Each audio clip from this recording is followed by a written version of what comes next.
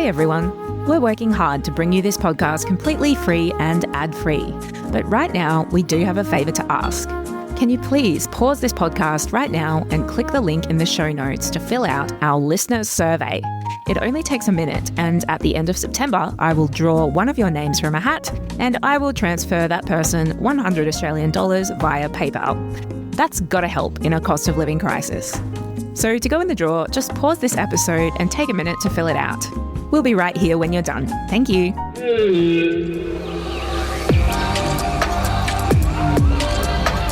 This is Word on the Reef, where marine science meets adventure. Join Tanya Murphy and Brett Goodban as we plunge into the wonders of the Great Barrier Reef and explore the mysteries beneath the waves.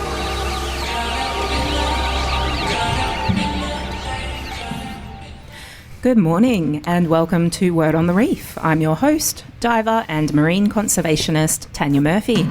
And joining me, as always, is Cairns Aquarium's marine educator and fish whisperer, Brett Goodban. Good morning. Another week gone. We're into it again. Now, Brett, today we're stepping into our time machine and travelling back 150 years. Right. To 1876. As we emerge, we are no longer in the Cairns FM studios. Okay. We're standing in a coastal wetland known to the local traditional owners as Gimoi. Here we are on the boundary between the Gimoi Yirrganydji Nation to the south and the Yirrganydji Nation along the coast to the north. Okay. Until this time, the Cairns region has largely escaped the impacts of colonisation. It is paradise on earth. Turquoise waters alive with coral, prawns and fish. Wow. White sand beaches blending into rainforests thick with flowering vines, tropical fruit, birdsong, crystal streams and thunderous waterfalls. Untouched by roads, bridges, industry or deforestation. Oh, I've drifted off. Traditional owners paddle canoes out to the reef and islands, maintaining ingenious stone fish traps that are thousands of years old and still in use. Wow. Hunting is done sustainably, never taking more than is needed, ensuring healthy stocks for generations to come. The reef itself bursts with life, free from pollution, bottom trawling, gill nets, or plastic waste. There are no traffic jams, deadlines, crowds, Zoom meetings. People are happy. Wow, okay, I'm gone. But in 1876, all of that begins to change.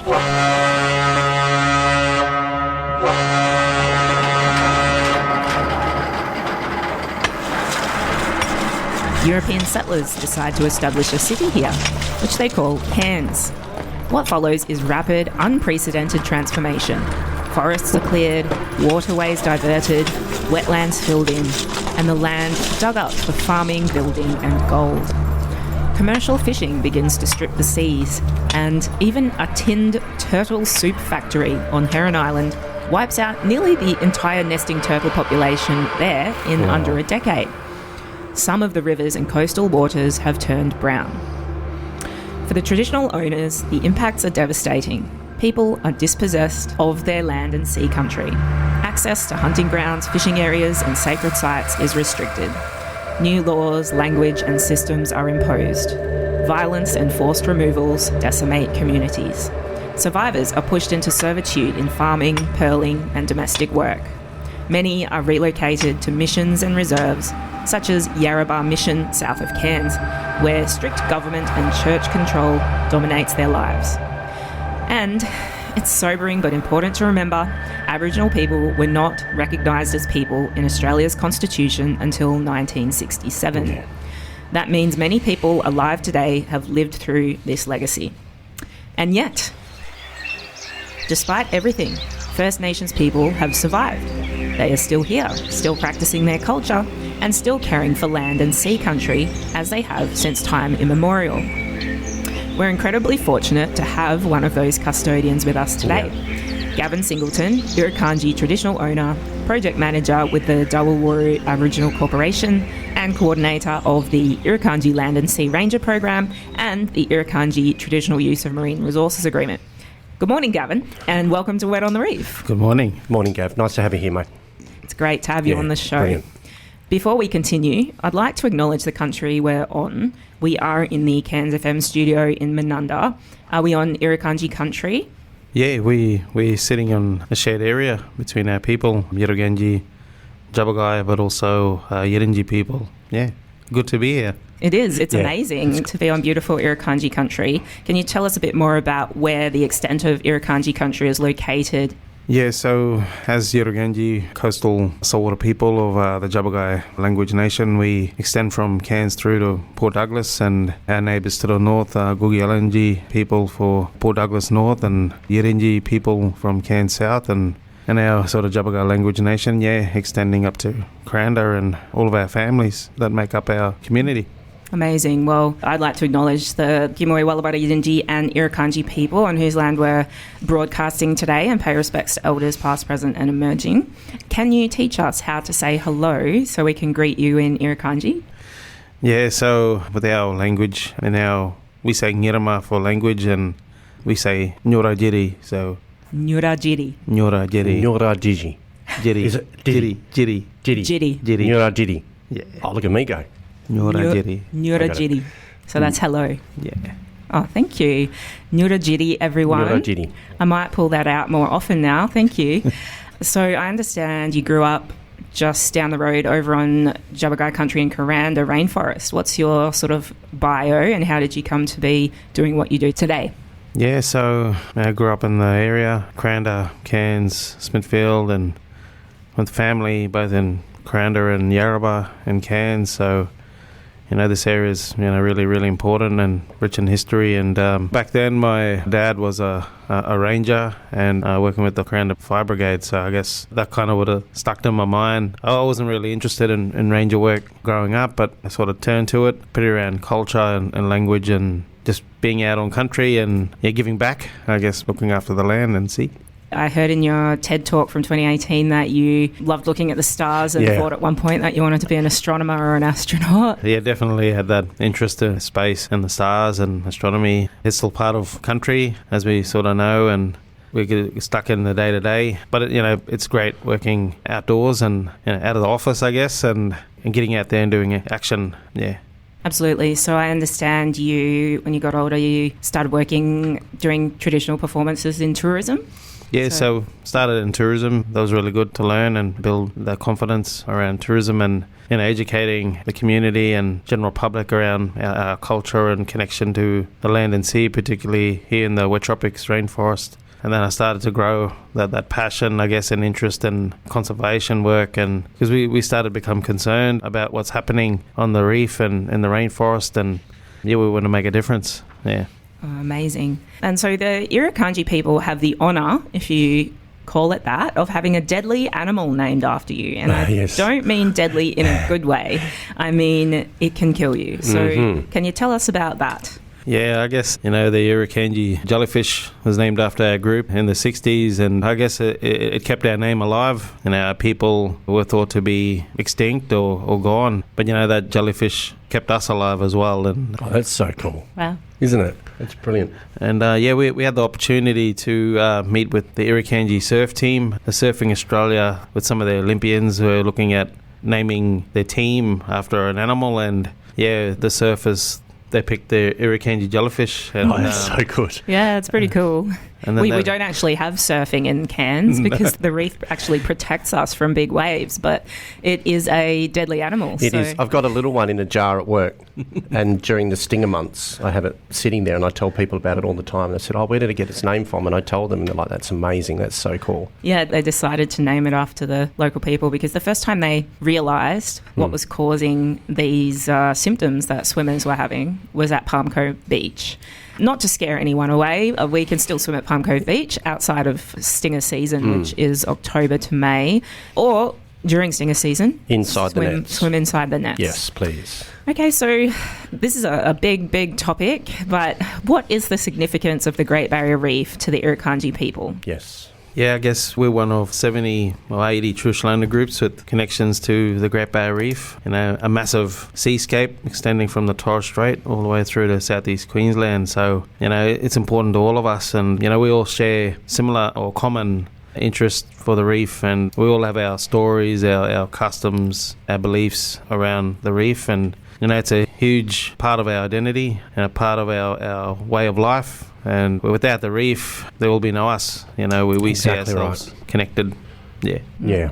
Gavin, traditional owners have songs, dances and stories that have been passed down for thousands of years, even back to the last ice age, about 10,000 years ago, when it ended and sea levels rose. But before that, the reef was actually dry land. Mm-hmm. Can you tell us anything about that? Yeah, so we got our stories and beliefs that the original coastline stood out on the edge of the continental shelf, and it was all land, and a lot of places, forests, mountains, springs, and which all through some of our stories went underwater, and some of them now have become islands or sand cays. Yeah. That was about 10,000 years ago when the ice age ended. The ice melted and the sea level rose, covering up some of those features. So it's really incredible that it's been passed down, those stories of knowing where you used to walk on dry land, which is now underwater and is part of the reef. So can you tell us what it means when a person has a totem animal? Yeah, so to us, the totem animal is in terms of a connection to and a responsibility, obligation to a certain animal, plant or a place. So say you've got that lifelong responsibility to look after that animal and vice versa. And so it's the ecosystem as well. So example, sea turtle or a dugong, that responsibility to ensure that that animal is looked after, or the seagrass that it eats and there's particular areas. So, through our system, we've got areas that are significant to different animals and things like that. And some of these areas are managed traditionally where they were like forbidden or no-go areas or just seasonal areas. And so you pretty much had zoning, you had zoning. Marine parks, you had rangers, as in people designated to look after the animals. So you had all these things which have been recently reinvented. Yeah, I had a tour last week with about 30 little Indigenous kids from up north, and they just blow my mind. They walk up and they go, "Oh, that's our totem." Or they start telling me about the connection that animal has. It's so amazing. I remember about 4 years ago, I had some traditional owner ladies come down from Groot Island, and I was supposed to take them on a tour. But that lasted about 3 seconds when they started talking, and I said, "Okay, you guys can do it." And it was just fascinating. All the stories and the traditional owner stories that they gave and the totems and everything was just mind-blowing. Yeah, it's It good. was so powerful. It's great to hear that knowledge is very much still being passed down to the younger generations. How inspiring are those kids? Yeah, I hear it nearly all the time when they come through. They'll come up to me and go, "Oh, that's our totem." And they're only 5 or 6. It's really special. It has to be passed down, doesn't it? Mm-hmm. Yeah. Well, kids' minds are like sponges for stories. Yep. And that's how they kept this knowledge alive for thousands of years, isn't it? Yeah, just, in terms of that responsibility and looking after it, that's what we're trying to look at today, is how do we learn from the past and that wisdom and keep it alive in some way or form and integrate it into our conservation stewardship work. But Yep. It all comes down to that word connection, doesn't it? Connection, relationship connection. Exactly, connecting that storyline between all the generations and the little people. So in the English language, we refer to the environment as if it's an object separate from us. But traditional owners refer to the environment as a proper noun, country with a capital C, which is lovely. What does country mean to you, Gavin? Yeah, so country, I guess, is everything on it, everything within it. So environment, nature, wildlife, land, sea, water, resources are all part of it. The sky as well. We tend to forget the sky and what it plays into it, because in terms of seasons, the moon, the stars, they all, the moon with the tides, the wind, It's all connected. I'm getting goosebumps. It's so cool. And it's the people as well. We're not separate from country, are we? No, we're not separate. And, I guess the science is telling us that in terms of land and sea with runoff and people with place. And when you start looking at landscapes and, rainforests, one particular animal that's really important is the cassowary.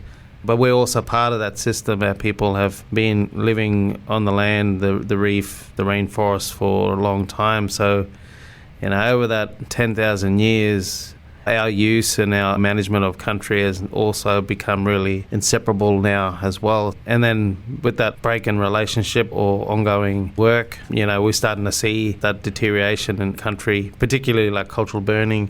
Mm-hmm. Cultural burning has been done for thousands of years, and it stopped and we're starting to see that impact in our ecosystem and our forest. Yeah. But, yeah. Thinking about the connection with country, for me, I feel very connected with the home I grew up in, and I would be upset if my parents ever sold it, because then I would lose my connection with my childhood home. And then listening to country western music, they're often talking about, this land's been passed down to me from my parents. And in the country music genre, they're always talking about their connection with their land, which is a few generations. So I feel like people can relate to the connection with country, but can't even imagine if it went back for thousands of years. Like, just imagine. Yeah, I know, it's incredible, isn't it? I mean, we talk about this every week on the show with our divers and guests, and that they come on, that the moment that they get in the water, they feel that connection with the ocean, and it's part of them from that point.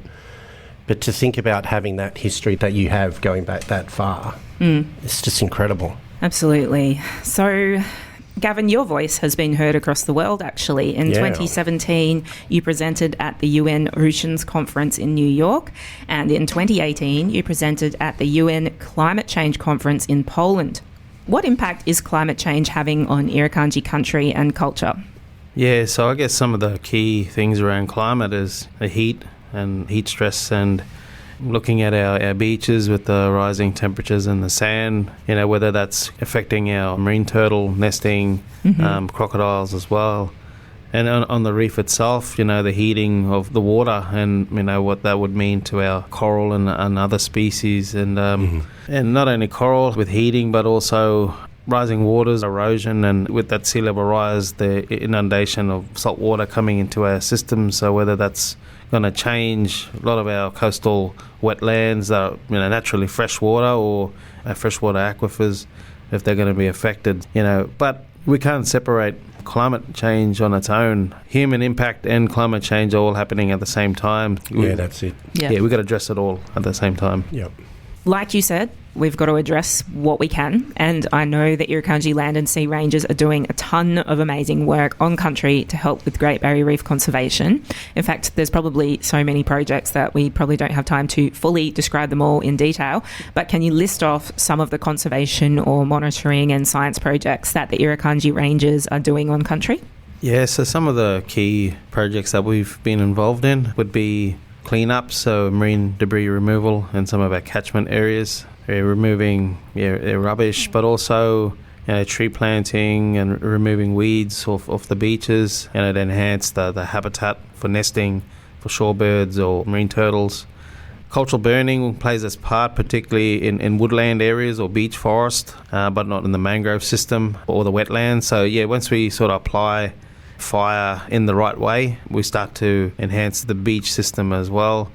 On the reef directly, we've planted coral, whether it's through the Reef Stars or through coral clips with coral nurture programs. So working with the tourism industry, reef tourism operators, to put coral back in the water, that direct restoration work. And then obviously the capacity building and education is another big component. In terms of surveillance and monitoring, we do a bit of biosecurity surveillance work, so looking at detecting what pests are coming into our shores and how our program can contribute around removing those, or just being the eyes and ears and detecting there. Yeah, I can't think of anyone better to be able to spot what doesn't belong here, because you right. know what the native plants are. Yeah. Wow, there's some pretty incredible programs in there, isn't there? There's some more, though. I feel there's heaps more. Sorry, I interrupted. Please continue.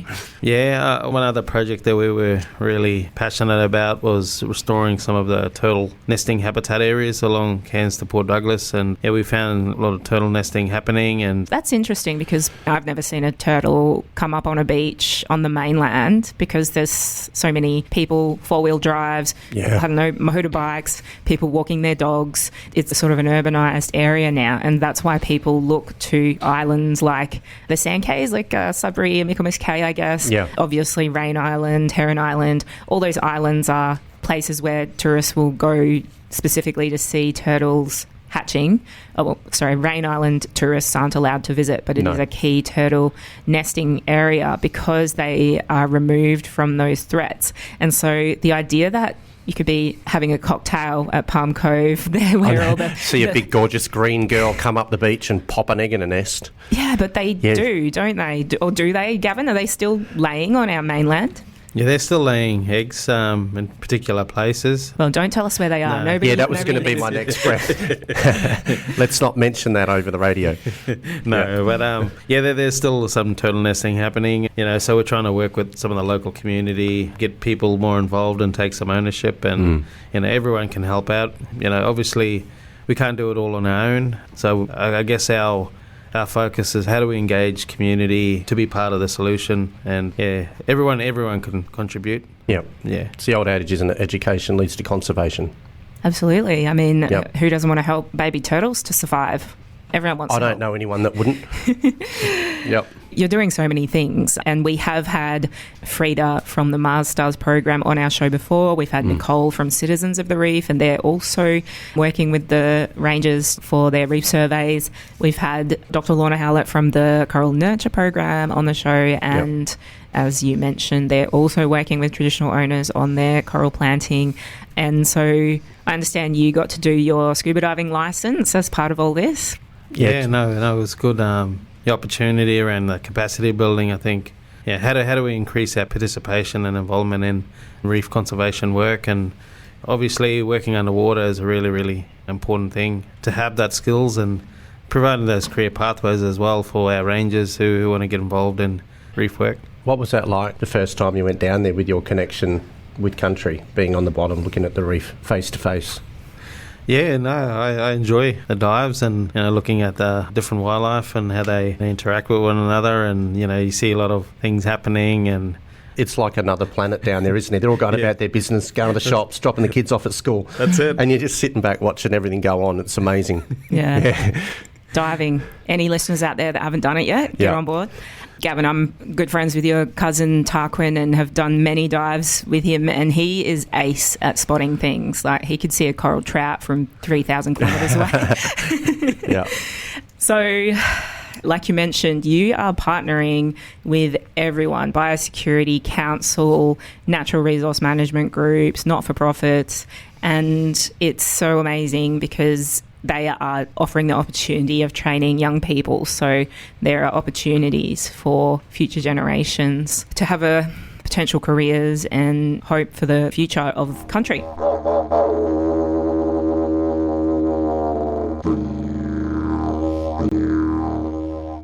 So, Gavin, we were just talking about the many, many projects that the rangers are working on to help protect sea country of the Great Barrier Reef. And one that we didn't go into much yet was the Great Barrier Reef Legacy Coral Biobank, which is on our list to do an interview with Dean from the Legacy Project. And basically what they're doing is taking samples of every species of hard coral that they possibly can and saving them in various aquarium settings, kind of like a Noah's Ark of coral species, so that they can be kept safe from future heat waves, which might drive some of those in the ocean to the brink of extinction, or some of them might already be on the brink of extinction. So it's kind of saving that genetic stock by making sure they have a sample of every species that they can possibly find. And so I understand, Gavin, that the rangers are helping out with that as well. Yeah, the rangers are definitely involved in the Future Reefs project Forever Reefs project with GBR Legacy around the Living Coral Biobank up in Port Douglas. And we have rangers sort of building capacity, learning about how to work with a biobank system, but also what it means in terms of that long-term insurance policy, keeping coral alive, particularly those that might potentially become extinct or might lose them over time. And but I guess our focus is what coral is coming from our sort of country that we can look after, and we've got capacity. As you know, I've got a fairly close connection with the biobank and that system, so it's incredible. But they're also looking at doing pop-up biobanks down the coast, and then getting traditional owners and young rangers to look after it. Is that right? Yeah, so there's the aspiration for different traditional owner groups up and down the Great Barrier Reef to have their own. Yeah, that's so cool. Yeah, I saw the plans of one which will be at the ranger station. Yeah, so they're going to put a tank there, I believe, with corals. So we're probably definitely interested on having our own biobank at some point. Yeah. Yeah, I was reflecting that even though scuba diving didn't exist over the prehistory, the corals are so shallow that when you're walking and canoeing among them, I think the traditional owners must have had a very clear view and understanding of all the different types of coral on their country. So it's amazing to see that you're able to still interact with them and help take care of them now. So yes, First Nations people have managed the country sustainably for tens of thousands of years, with the result that wildlife was flourishing when European settlers arrived. But in just the last 150 years, newcomers have managed to push many of our ecosystems and wildlife to the brink of extinction. So, can you help us, Gavin? What advice do you have for us? Yeah, can you help? Please help. The audacity. It's like, Yeah, well, I was actually a question. Yeah, so I was just going to add to that, because we'll have new divers and people wanting to come over here from overseas that listen to us all over the world, and new dive masters. To add to Tanya's question, what advice would you give them to help them connect and be part of country that would be more respectful for you guys? Yeah, I guess, everyone can contribute and make a difference. The more the merrier, and we welcome everyone's support or way of contributing. There's different ways, whether it is through the census program where you can engage in that process on going through the data and assessing coral, or whether it is through, if you visit the Great Barrier Reef, come out and try and assist some of the tourism operators where those programs are there around how can you play your part through Eye on the Reef, or whether it's coral planting or tree planting. We've got a lot of cleanup events happening as well with Clean Up Australia. We're always looking for people to come out and give us a hand on cleaning up some of our beaches, and just get involved in community projects. Yeah, and take nothing but photographs and leave nothing but bubbles in the reef, right? Yeah. Yeah, so visiting is something that can help the reef, because, as Gavin mentioned, it is the tourism operators that are sort of providing some of the funding and resources for these restoration and research projects. So it's good to know that people from all over the world who might listen in can come and visit, or you can make a difference from home by logging on to the Great Reef Census website, for example, and analysing corals from the comfort of your couch. We did a whole episode about that back a few weeks ago. Yeah. Now, Gavin, in 2018, you gave an amazing TEDx talk at James Cook University in Cairns titled What Connects Us? And I think now in the world at the moment, more than ever, this is such an important question. Can you tell us a bit about what you mean when you talk about that sense of connection? Yeah, I guess my message or messages in my talk was just around, when we become disconnected from the country or those relationships, we don't know what's going on. So, once we start to build that connection, you build that sense of responsibility, obligation, and that doesn't matter where you are, in Brisbane or Canberra or overseas. The only way to know what's happening is try and connect better. The Great Barrier Reef, for example, there's a message that the Great Barrier Reef is gone. But if you come and visit the reef, it's still here. It's still that's something that I get. People come up to me at work and they go, is it worth going out there? I heard it's gone. And I look at them and go, geez, we're doing all right if it has. Do you know what I mean? And they say, well, that's what we heard on the way over. It's like, no, you need to get out there. Yeah.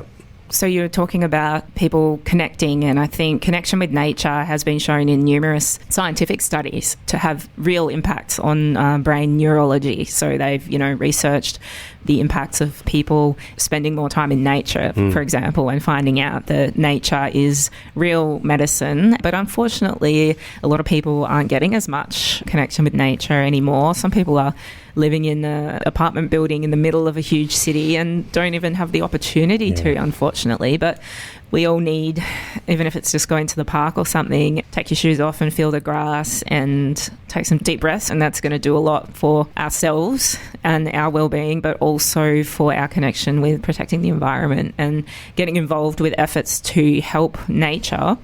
Ultimately, it has its own rewards to help us all feel better. That's right. And it's in our nature as humans that when we learn about something and we like it, it's in our nurturing process to care about it.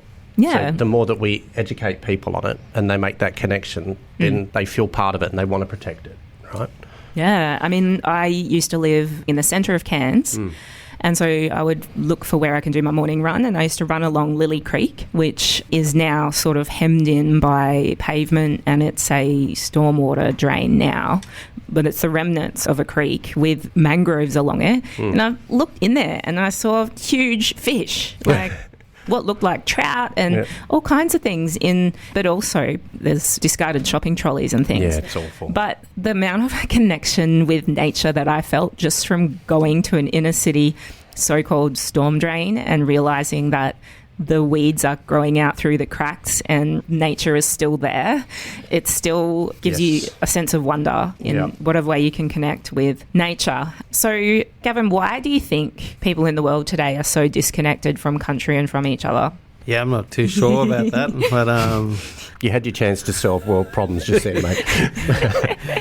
yeah, I'm not too sure about that, but I guess whatever we can in terms of our well-being, but also the country's well-being. We tend to forget, we think it's about us, but it's also about the country as well. And, I did read a recent article around one of the fish in the aquarium it relied on that connection with people. And that could have been Chang, my big Queensland groper. Yeah. So when COVID hit, he started to go off his food, and so did Happy Gilmore, the Malabar groper. And we couldn't quite work out what was going on until a staff member went and sat there and had their lunch just in front of the amphitheatre. Oh, they were lonely. Chang came over and squashed his lips up against the acrylic, and then he started to feed. So the directive from the boss was anyone that has lunch during COVID, because there was no one there, had to go and sit in the amphitheatre and have lunch with him. And then his whole attitude changed. And so he actually stopped eating because he was lonely. Yeah, so I'll go and have my coffee with him every morning before we open, and I'll sit with him, and he'll sit there and look at me, and he'll change colours, and then his mood's better. Aww. So that's a topic for another episode. I could do a whole 2 hours on Chang. The intelligence of fish and the social needs of fish. Well, just on that also, some aquariums had, the penguin. I love penguins, right? So what they did is they knew that a lot of the animals were getting sad because there was no one there. So they would lock all the access doors and let the penguins out for the day and then watch them on the security camera. And the penguins were going to every enclosure, stopping, and all the fish and all the animals were starting to play with them in the window, and their moods picked up, so they did it every day. So the penguins became like the customers that are looking at all the other animals. Yeah. They're just... Skipper and Rico from Madagascar. Animals are just the best humans. They're better than us. I couldn't live day to day without animals near me. I just couldn't. So... do you have any tips for how people can foster a better connection with country, Gavin? I guess where it is possible, visiting nature, a place that's important to you, or a place of belonging, a place to heal, a place to connect, reflect. That's really, really important. And with animals as well, wildlife, because they need us as well. And one example is some of our trees as well, particularly fruit that we can eat, obviously.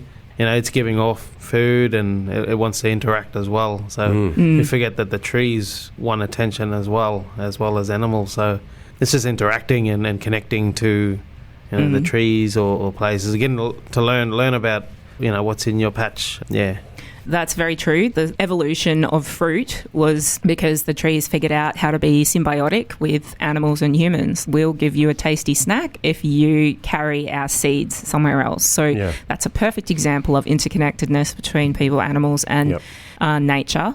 And also the traditional burning that you mentioned earlier. So Aboriginal people have been doing controlled burning in Australia, which is sort of a not too hot that it destroys the entire forest, but just controlled enough that it removes the undergrowth and makes more space for grass to grow, which creates a pasture for kangaroos and other animals. And because that has been happening for tens of thousands of years, that is part of the ecosystem that the animals have evolved to be in symbiosis with. So that symbiotic relationship between traditional owners and the undergrowth and the animals is so intertwined that, like you mentioned, when traditional correct burning techniques are removed, the country is not happy.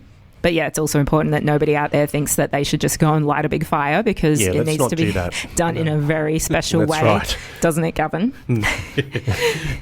Yeah, it's got to be done right time. Like we would say, there's only right fire and wrong fire. And if it's done at the wrong time of the year, the wrong way, it's going to be a wrong fire. But you do the right fire, it's really lovely, it's not scary. Yeah, but when the burning regime is not done properly for a long time, it could create a problem. And how do we reintroduce those techniques like that back into the forest to enhance the resilience in the system? I think that's the key.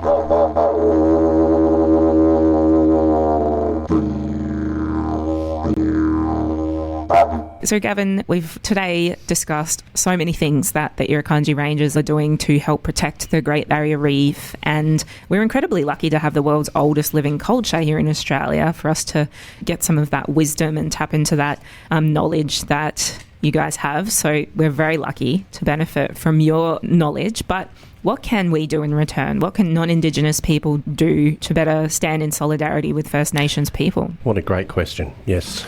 Yeah, I guess for us, we wouldn't be here without our partners, and the support that we have, both internally within our traditional owner group and team of rangers, but also our partners. So, our tourism operators that we work with, different government departments, local community, research organisations. Yeah, we wouldn't be here if it wasn't for those partners. And, we don't have all the answers and we don't have all the skills. So learning off others, how to do reef restoration work, particularly GBR Biology, Mars, also Passions of Paradise, Department of Biosecurity. There's so many people that we work with that are doing a lot of good work out on the reef, on the land and the catchment that doesn't get, not noticed, but there's a lot of positive work that happens that goes unnoticed. And I would just say that definitely reach out and partner with us, collaborate where we can. All the support is needed. As we know, we can't do it by ourselves. And it's also good working in silos, that's okay, but we can do some really amazing work working together. And as traditional owners, we can bring that traditional perspective, knowledge, wisdom, but we definitely want to learn the science and the best practices out there, and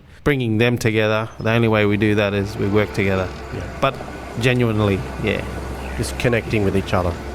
Amazing work. So anyone out there that's running any projects that could benefit from some traditional wisdom, reach out to your local elders and work together. And any opportunities you can connect, take them. And just for the tourists and listeners, just visit the reef and support any businesses or organisations that are working together with traditional owners, I suppose.